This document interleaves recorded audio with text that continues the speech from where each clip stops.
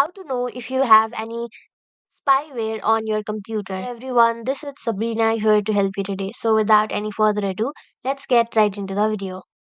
So first, go to your start menu and then search for command prompt. Run it as an administrator. Select yes.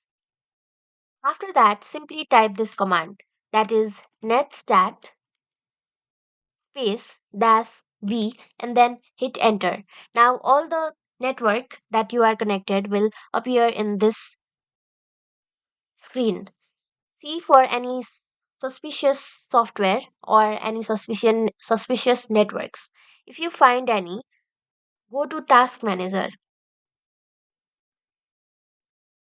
Now here simply you will have to go to